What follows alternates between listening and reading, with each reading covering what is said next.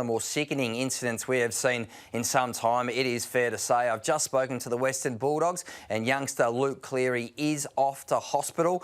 He's talking, he is conscious, he's with his parents, but he has got concussion. He's off to hospital for scans on his jaw and his head after, it's fair to say, colliding at very high speed into the knee of North Melbourne's Jackson Archer. We'll have a look at the vision now. Just note the absolute speed and velocity that the two players meet together as the head goes down of Cleary straight into the knee of full force of Jackson Archer, and you can see there concussion signs visible from straight away. So, look, this will be a huge concern from the AFL. There's Luke Beveridge. That's dramatic vision. Now, he is doing that. I've spoken to the Western Bulldogs out of absolute concern for his player. He wanted to check on him and know that he was fine almost immediately. So, good news that he's talking to his parents and conscious, but he's set to spend some time in hospital tonight. The AFL are going to check this. It's a very difficult case for Michael Christian, it's fair to say, but at the end of the day,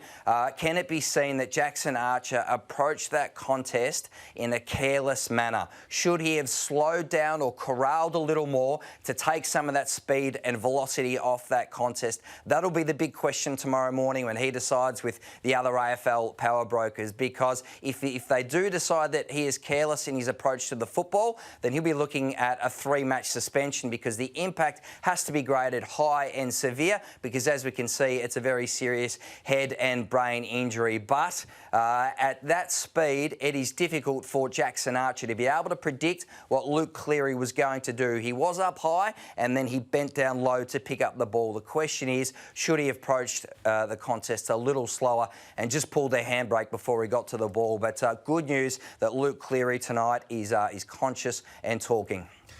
I want to have a look at that again, almost in slow motion, as to when Cleary goes down, because that's the challenge. Is he going low at a player's legs, or is Archer coming in not expecting him to drop and coming in at a speed that's unreasonable? So when does he lower? There. So does Archer have enough time to adjust and just pull out of the contest? It's a very difficult one, Jay. I agree with you. Sometimes things just happen in footy. Sometimes things just happen, and I think Archer is unreasonable in one way, but so too is Cleary. He's got to protect himself in that instance. And Danny Frawley, God rest his soul, used to say, don't put your head where you can put your bum.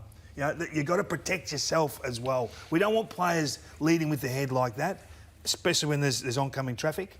And we've talked about the concussion problem with people coming in a reckless fashion. Yeah, I think it's probably a combination of the two poor techniques. So there was pressure from behind as well on Cleary. So I mean, I would hate to be Michael Christian in the room tomorrow looking at this, because they will slow it down to the nth degree. And it's the one thing that's probably a bugbear on the players of the competition and supporters as well, is that football is not a game that is slowed down to the nth degree. Exactly what I was going to say. The speed of that collision, we can't forget that, because, as you say, we'll all watch this on replay in slow motion and it's easier to gather your thoughts there, but just remember the speed of it in real time. Yeah, the one thing I will say, though, is Archer is coming in at a speed where he has really no control about what sort of contact is likely to occur.